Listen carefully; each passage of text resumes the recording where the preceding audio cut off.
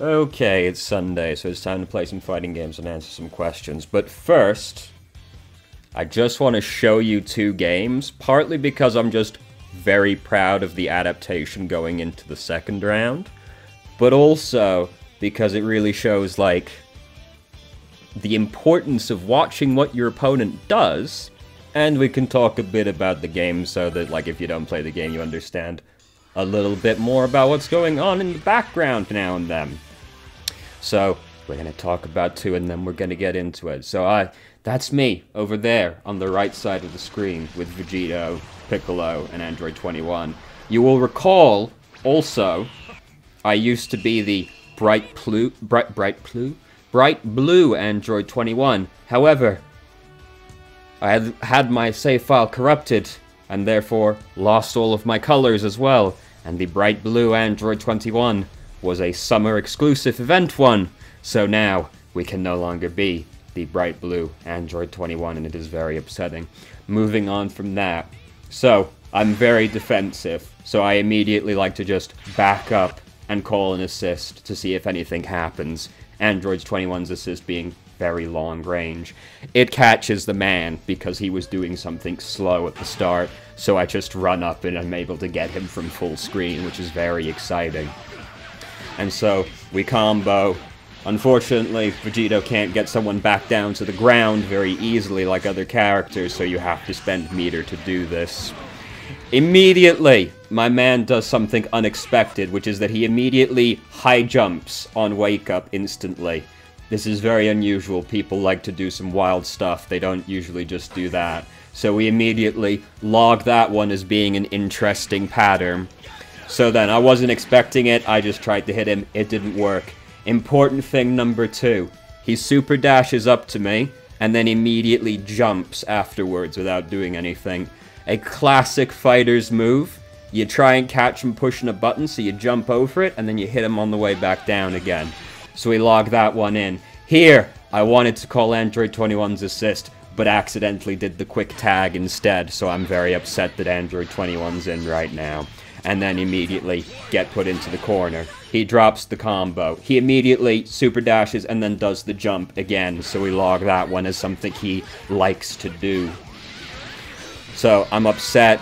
He combos me. I'm very mad. He doesn't drop it this time. He dropped it a little bit, but it was close enough that we'll forgive him. Important thing number two. I'm expecting him to do something slow when he on my wake up, so I just vanish out. You spend a meter, you teleport behind him, and you smack him. He immediately does the thing that I just did to him. So we log that one away as well. I'm expecting him to try and hit me as I wake up, so I parry. However, he correctly reads that I'm going to do this, baits it, and just claps me while I'm recovering from the parry. So I'm upset. I've immediately lost my anchor right at the start, and I'm mad. Here, he immediately does the thing he just did on the last round, which is back up and use his beam. However, Vegito's assist is terrible, so I didn't use it this time, so we can't get him. He drops his combo again. He's probably upset. I was expecting him to jump at me, so I tried to anti-air him. He just ran at me, so he slaps me instead, and I'm very upset about it. We knock him away. He likes to back up and beam. Important thing number two. It's the man that's just... or number three, actually. It's the man that's just appeared under Piccolo. Goku Black has a full-screen command grab, which is that he calls his friend here to grab you while he hits you with the beam. So, some Goku Black players never use it. This guy's used it just in the middle of the screen. So, like, I'm like, alright, he's gonna use that. I'm ready for that next time. I have to assume this was a mistake, because there's no reason for him to do this at full screen out of a combo. Now, Goku Black's almost dead. I'm thinking he wants to get Goku Black out. So I just crouch at the bottom of the screen, waiting for him to tag somebody in and clap him. Exactly what he does. Blue health, while the character's off the screen, they're regenerating that health. So I end the combo early, so that I can snap Goku Black back in and take the blue health away from him. Now, we go back, we drop here, he calls in the command grab, but I was ready for it, so I hop over it, didn't punish him, very easy to punish, but I jumped away instead of towards him, which would have got him. So now, I don't really want Piccolo in. He just did the thing again. Super dash in, jump at the top. We log that again. I just mashed more confidently there, so I get to kill Goku Black. Now, Piccolo's almost dead, and I don't like that. But tagging Vegito in at round start, that's a fool's errand. If he's ready for it, he's going to immediately just snap Piccolo back in as well, and I don't want that, so I'm just going to fight it out as Piccolo instead. We catch him. Hooray. Fantastic. Now, I could safely tag Piccolo out right now, because I could have Piccolo use one bar to use a super, and then tag Vegito in using another bar. But Jiren is really predictable, and I'm ready to make a hard read on this, because if I'm correct, I'll kill Jiren. Jiren's thing is he's got a command grab. All three of the characters he's playing has a command grab. But Jiren does parries and counters. I'm expecting him to counter immediately on wake up, so I jump and do nothing, and that's one of Jiren's counters. So I just immediately hit him. Now, I can tag Piccolo out while killing Jiren, which I could not have done previously.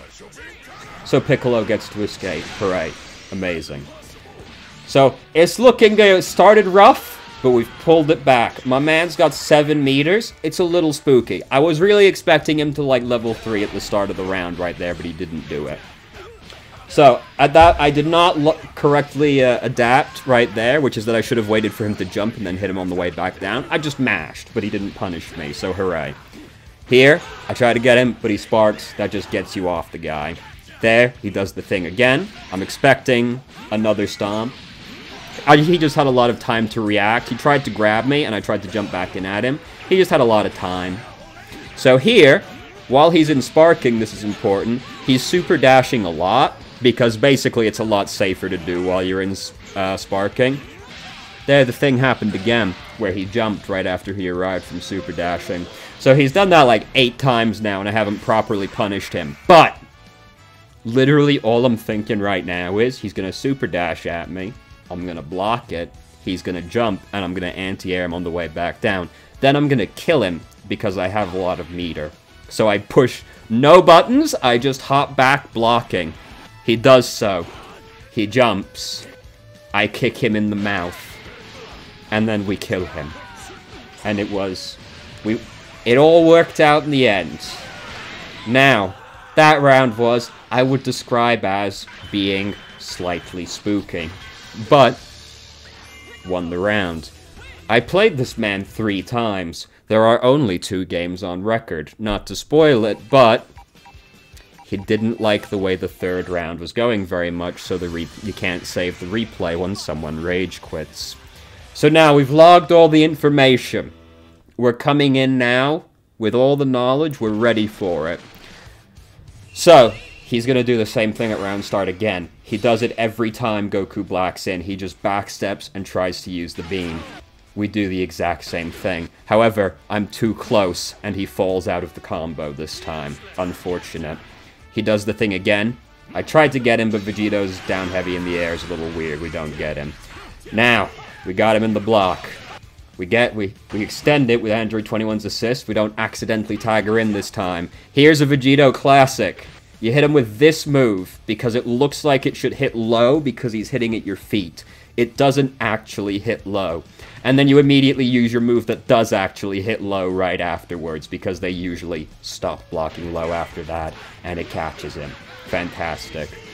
So we get to take him over to the corner. Vegito, still, you can't just knock him back down to the ground. You have to spend 1 meter to get him back down again. Now, last time we were here, my mind flashes back several minutes. He tried to high jump out. I jump up to meet him, but he just sparks this time to get me off of him. I'm waiting for him to super dash. He does so I immediately just anti-air him with the down heavy again. I cannot kill him because I only have 1 bar, so we just take him back over to the corner again. And this time, we jump up to meet him again, so I can just knock him back down again after he high jumps out. Because I hit him low previously, we mixed it up. We immediately do the universal overhead instead. Because he got hit low last time, he's going to keep blocking low. We go high, and we get him. So it's great. We didn't lose our anchor. He's already used Spark. It's all good. I don't know what he's going to do this time, because We've not been in this situation previously. He immediately tags Broly in, which caught me off guard a lot at the time. I didn't expect that, but it is what he chose to do.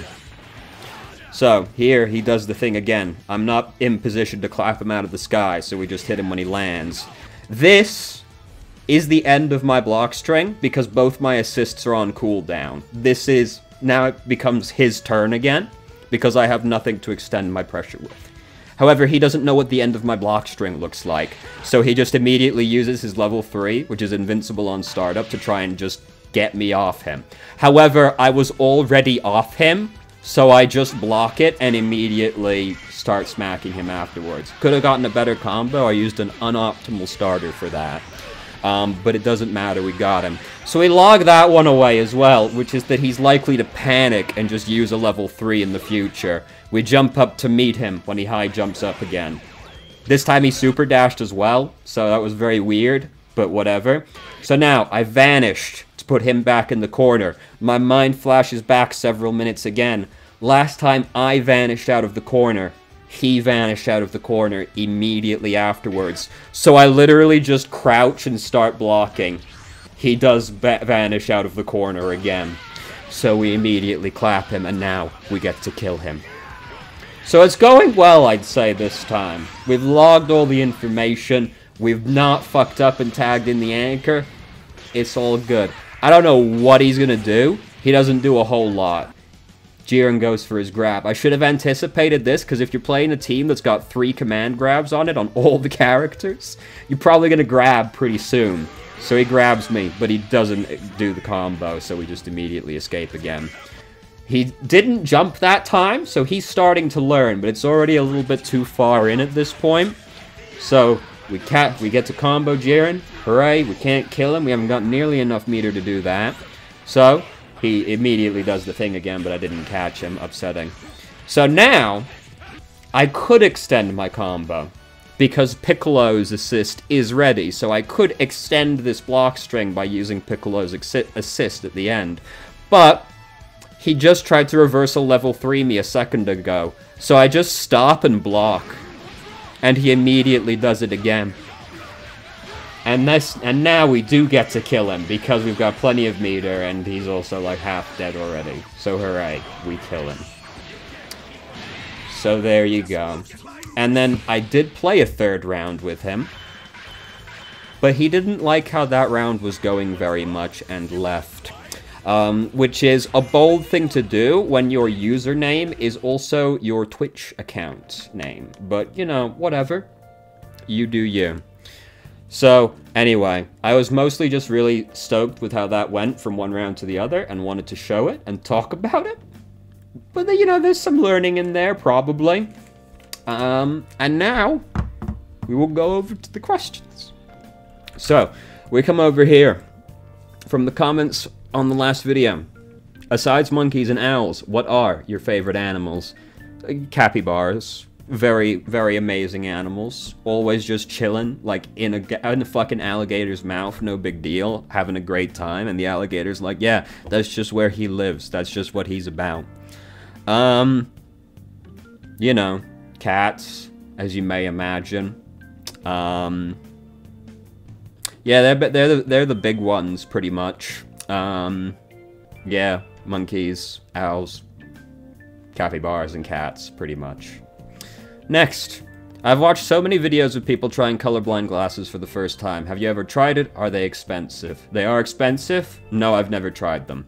I've heard conflicting things. I've heard basically from people that, like, the videos of people, like, crying, oh my god, are, like, dramatically overblown compared to what they're actually like when you wear them.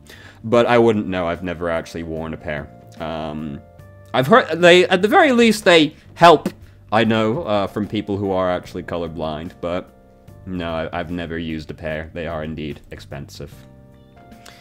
And I'm very poor. There's too much for me.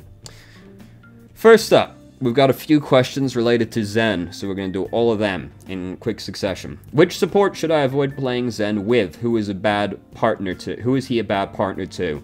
Also, are there any maps where Zen really struggles? the King of the Hill maps mostly, because those are maps that, like, the enemy team is way more likely to be playing basically a bunch of flankers and divers. It's, King of the Hill I just always call deathmatch, because that's basically how it ends up getting played a lot of the time. Zen is a little too chaotic for Zen usually. Also, those maps are usually a lot more confined than the other maps are, so you tend to be a lot closer to the bad men than Zen really wants to be. Not universally true. For example, like Oasis. Zen's pretty good at, like, on, like, all of those maps, unless, again, you're playing against, like, an unfortunate comp. You should avoid playing Zen with the other off-healers. This also includes Mercy, because it's just not enough healing to keep up with the bad situations, pretty much. You tend to get just, like, beaten down over time with any of the other off-healers, including Mercy. Mercy is an off-healer. Please stop playing Mercy like a main healer. Conditionally, he's also bad with Ana, but this is dependent on the enemy team and your team, really, because the reason he can be bad with Ana is that makes... Ana and Zen are both weak to divers, so if you're playing a very dive-heavy team, and your team's not willing to help you, it gets very scary if you're playing Ana Zen, because they're both vulnerable to those people. So conditionally with Ana also, but it depends on team stuff going on, so, you know, that's just kind of it. And bad partner too, the other off-healers. Yeah, there you go. That's how it goes. There's King of the Hill maps are like the only ones he really struggles with. That I can't really think of like another map outside of those that I would like not play Zen on just off of being Zen alone. Maybe like Numbani, just because you can get caught out on those maps, but there's also like enough sight lines for Zen to use that it's like also generally pretty okay. So like, yeah, it's the maps he'll struggle on the most are the ones where the enemy team is most likely to pick divers and flankers, pretty much. Yeah, sorry, I just clicked off my thing over here. Now I can't see the questions. So there you go. Which ultimates do you see Zen's waste transcendence on the most? It would be Tack Visor and Minefield, both pretty closely tied on this one.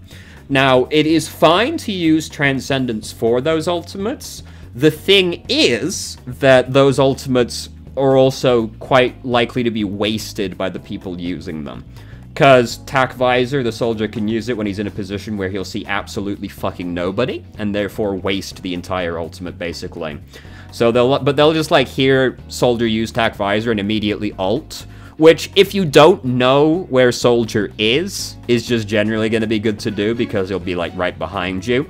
But if, like, you know soldier is, like, at the front line, and you've got, like, 4 shields in the way, there's no reason to use Transcendence for it.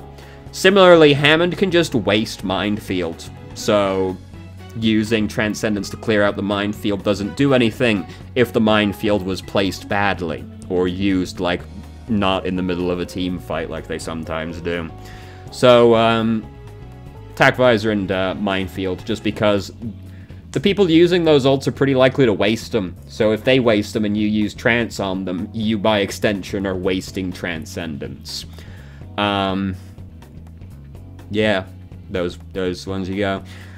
Sometimes Dragon Blade for, like, the same reason. The difference there, though, is that Genji can very quickly get into a position where Dragon Blade is effective.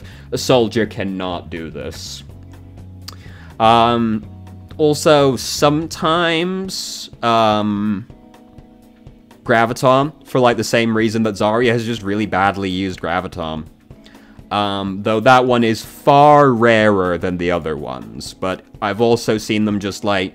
Basically, Zen's, like, autopilot their ults against certain ultimates, even if those ultimates got used at a bad time, is pretty much how it goes. It's good to use them against all those ultimates, but if they waste the ult, you're wasting Transcendence. And then, next up, and last Zen question.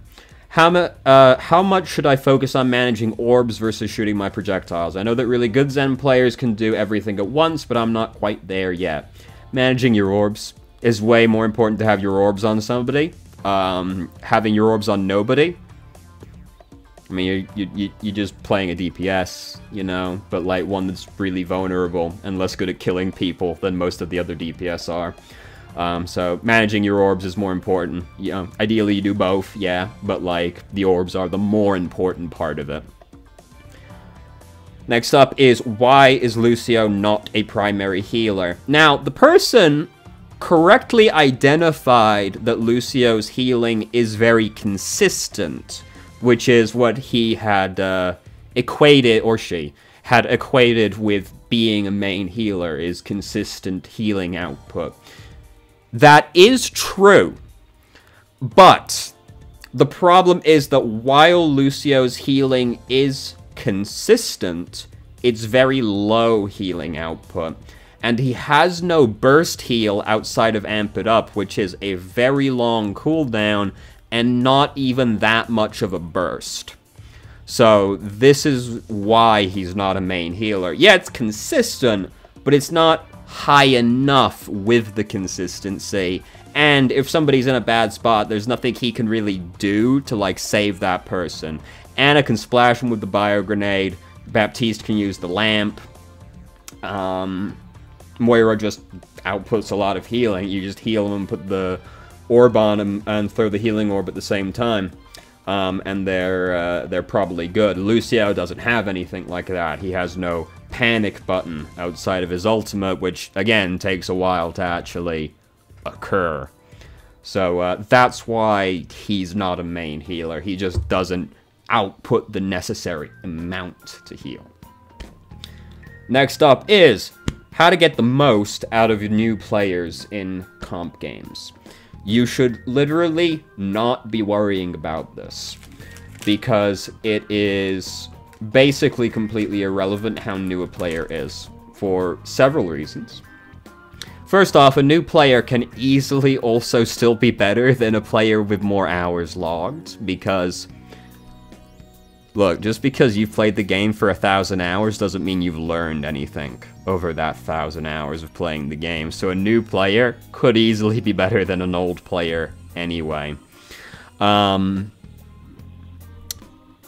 other thing is that you can't really even tell how new a player is. Because just because somebody's a low-level account means nothing. Could easily be a smurf. I've played this game since it came out. I have an account that's like level 40. So, you know, like, you can't even tell how new a player actually is, because Overwatch players are fairly prone to having multiple accounts. I think it's like, especially for a paid game, it's pretty common for people to have multiple accounts. Despite having to pay for those multiple accounts, at least if you're on PC. So, you know, you can't even tell. You can't even tell, dog. But it's like, it's one of those things that people will fixate on that brings them nothing. Like, all you do, worrying about how new the players on your team is tilt yourself about it. It's, like, not worth worrying about. You're meant to be playing the game. You're not, like, playing the people in the game, if that makes any sense. You are also playing the game. Hopefully you understand what I mean. You're meant to be basing, like, what you do in a game off of how people play in the game. You know, you observe how they actually play, as we talked about at great length earlier with a different game, but the same applies broadly across all games. You're meant to observe people in-game before you make any judgment about them, because looking at their account does nothing. It's like when people start combing through all people on their team's career profiles and then freak out when somebody's career profile is hidden. Looking at their profile gives you nothing actually useful, because a magnitude of reasons. Like, you're not exactly comprehensively auditing their skill by looking at their career profile. No lie. I did actually... I have my profile hidden because I don't need people combing through my fucking career profile for their... so that they can, like, stroke their penis to it, right? Like, that's for my penis, goddammit.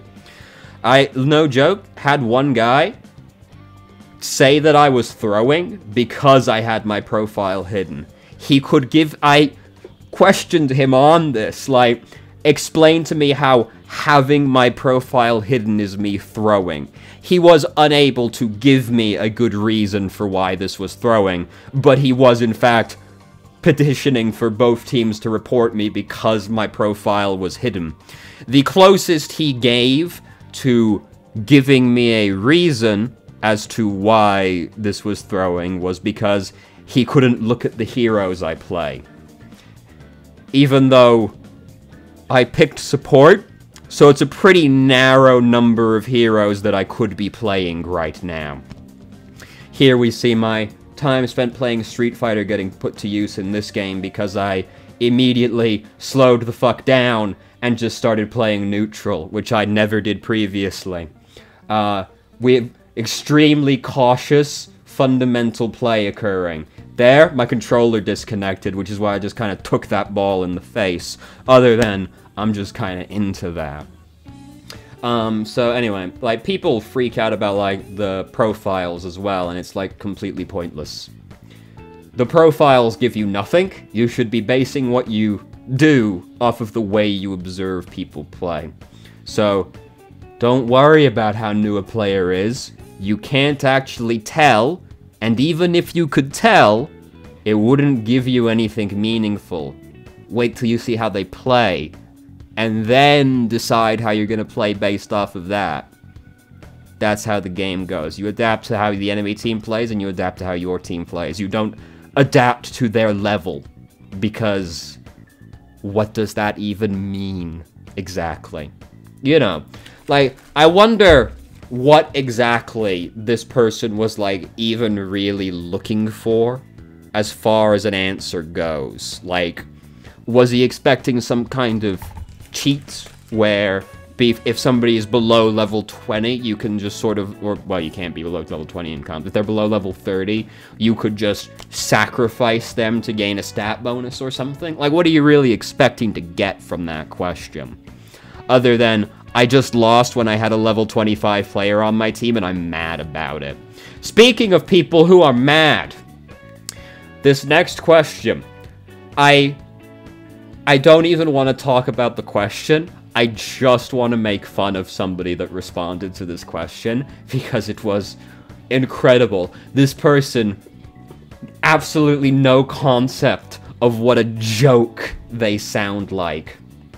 But the question was, how do you maintain consistency in the same day/play section? I wasn't going to pick this question because I don't have much to say about it other than you just practice and try to avoid autopiloting as much as you possibly can. That's basically my answer to that question. But well, not the top comment, but the first comment in the thread was so fucking good. He said, "It's impossible. I fucking quit this game. Said I was going to earlier after I was 0-10 this week. Decided to give it one more game. Because 0-10 matchmaking for a player with thousands of hours of stable data at higher SR shows that's good, fair 50-50% matchmaking." And then he posted a screenshot of his career profile replay showing 10 losses in a row. Though I did note that one of them was imported, but that's besides the point. It was so fucking good. Like, so here's a thing for you, right? It's just that, like, probability doesn't work that way, right? 50-50 odds, right? That's what he's talking about, balanced 50% chance matchmaking. First off, that's not what the system's really going for. It's just that, like, statistically speaking, most people will gravitate somewhere in the area of a 50-50% win ratio. The actual practical advice you're given about win rates is usually more that, like, you're gonna win and lose 33-ish% of your games, or, like, 25-ish% of your games through no input of your own, and it's like the remaining part of those that you're actually worrying about. I used to prefer the other one, but I've gone more towards the 33, 33, 33, which is just that you're going to win 33% through no input of your own. Similarly, you'll lose 33% through no input of your own. And the last 33% are the ones that you're actually worrying about. So the 50-50 doesn't even work, right? If we're approaching it from that angle. But just assume that that was the goal of it, right? Was to give you perfect 50-50% odds, which I guess you could say is the point if you want to be really pedantic about it. Go flip a coin, 50-50 odds, go flip a coin 1,000 times. And tell me if there are 0 instances of getting the same result 10 times in a row. Because that'll probably happen. Over 1,000 flips of 50-50 odds, you're gonna get a streak of 10 in there now and then. Because that's how it goes. People have this thing in their head where they see like 50-50 odds. So like, I lost that game. Well, if it's 50-50 odds, I should win this next game. This is why 50-50 odds are complete bullshit, by the way. Because it never goes like that. But, well, if it's 50-50 odds and I just lost on that 50-50... I must be due to win the next 50-50. Which, not how it works, not how probability goes, actually. The second result doesn't care what the first result was, actually. You're just as likely to get the second result be the same result on 50-50. That's kind of the thing, you know? Yeah, my man just has no idea how much of a joke he sounded like, really. And doesn't know, like, how probability works. And also doesn't know how Overwatch works, despite having thousands of hours of stable data. He's, somehow unaware of how things go anyway. Even though, I'm sure if he's played thousands of hours, he's got a streak of 10 in there previously. It's just it was probably streaks that he was less mad about, so he didn't really care about them. But yeah, I've got nothing to say about the consistency question. I just really wanted to make fun of that guy. It was a pure spite pick, basically. And that's the last question I got for you. We're about time, but we gotta wait for this game to end, of course, because it just started. This game also shows adaptation being important, or this set of games we've watched against this guy have also shown adaptation, because I got... The first round was very, very spooky, and the subsequent 2 rounds have been much more competitive and not so much having to just clutch it out with Android 21. I did start playing Piccolo. What put me off playing Piccolo for so long is just that Piccolo is one of the weirdest, like, characters in the game from the base roster. So I always put it off, but Piccolo is my favorite character in Dragon Ball. So, I had to do it, you know, I had to do it eventually. I've played weirder characters than Piccolo at this point, because the newer characters are way weirder. I just put off learning, basically. I didn't want to have to learn how to do something different. But it was time. It was time to play the boy. So now we got Piccolo on the team. Piccolo unique in being that, like team comps and fighters, the most important characters are your point characters and your anchor. Because your point character is your most important character, but your anchor is your best character, which is a thin distinction, but one that you'll understand if you've played, like, team-based fighting games. Most characters are, like, good at one thing or another that, like, slants them to it. Some go either way. Android 21 could comfortably be played in any slot, but I've put her as the anchor. Vegito can also comfortably be an anchor. But Piccolo is unique in that he is the only character in the game that is basically only a mid. He's never played as an anchor, and he's never played as a point character either. He's only played as a mid. And the reason for that is he is meter dependent and assist dependent. Which is, like, basically how it goes. Like, if you're an anchor, you want to be a really good solo character, because your anchor is ideally the last one alive, right? We come down to Android 21. Android 21 is good alone. She's got mix-ups by herself. She's got good ways to burn meter. She's got good damage solo. She doesn't need assists. Whereas point characters, and she has, like, a decent assist. Like, the ball is pretty good for an assist. Whereas the point characters are assist dependent. Like, most of the stuff they're good at doing, you need an assist for. Which is like mix-ups, or like maybe they're good at really getting good damage, but they need an assist to make it happen so they can extend their combos more. So your point usually has a bad assist and is assist dependent, but critically, they don't need meter. Because they're the character coming in first, they're going to be coming in with 0 meter. So they can be assist dependent, they'll have 2 of those, but they'll have no meter, so they're ideally good without meter. And then mid is somewhere in between these 2 points, where they're like, need some meter, they like an assist, you know, and their assist is alright. They have to be somewhere in between the 2 points. Piccolo quite comfortably satisfies being in between both of those 2 points. Damn, I got just like that. Unless he dropped it. He didn't drop it. There you go. So, Piccolo, very unique in that he's basically only a mid. Very few characters can say that. Very unique character. But very uniform. I've seen people play weird points and weird anchors before, but I've seen them. I've never seen someone play point or anchor Piccolo. It's just not done. It's just not the character. So anyway, thank you very much for watching if you did. If you have any questions, feel free to ask. I'm more than happy to answer. If you have a question you'd like answered on the show, please communicate it to me using your preferred method. Comment, email, Discord, sidekick waves, tremors, smoke signals, anything will do. I search me on Twitch, Friday, Saturday, Sunday, 8 p.m. EST to 11 EST is linked to channel description. We've missed 2 weeks because I've been sick, and I'm still sick, but we'll do it this week, I promise. And if you managed to make it all the way through the video and enjoyed it, please like the video and subscribe for more content of middling quality in the future, and I hope you found the video helpful.